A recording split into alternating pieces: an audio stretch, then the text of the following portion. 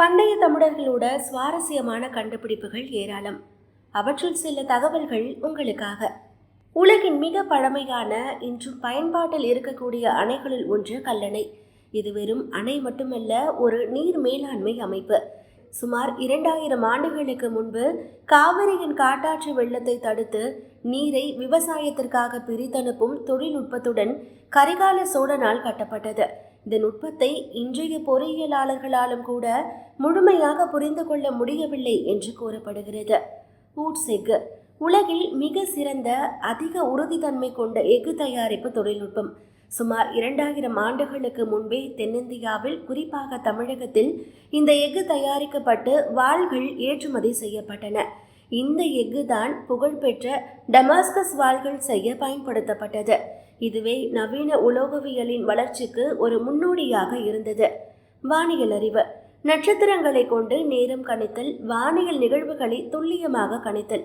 எந்த ஒரு கருவியும் இல்லாமல் வெறும் கண்களால் விண்மீன் கூட்டங்களின் அமைப்பை வைத்து ஒரு குறிப்பிட்ட நாளில் மழை வரும் என்பதை கணிக்கும் திறன் தமிழர்களிடம் இருந்தது.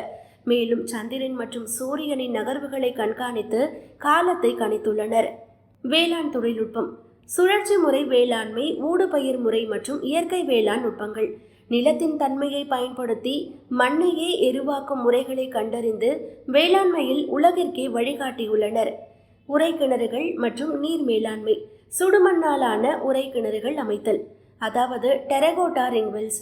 கீழடி போன்ற அகழாய்வு பகுதிகளில் கண்டெடுக்கப்பட்ட உரை கிணறுகள் பழங்கால தமிழர்கள் நிலத்தடி நீர்மட்டத்தை பாதுகாப்பதிலும் தூய்மையான குடிநீர் கிடைப்பதிலும் சிறந்து விளங்கியதை உணர்த்துகிறது.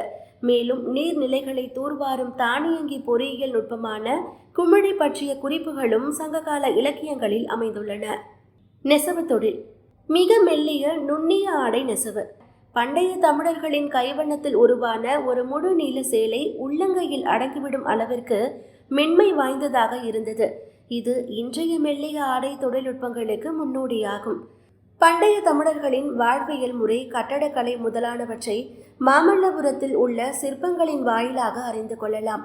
மருத்துவம், சித்த மருத்துவம் போன்ற பல்வேறு துறைகளில் பண்டைய தமிழர்களின் சுவாரஸ்யமான கண்டுபிடிப்புகள் ஏராளமாக நிறைந்துள்ளன.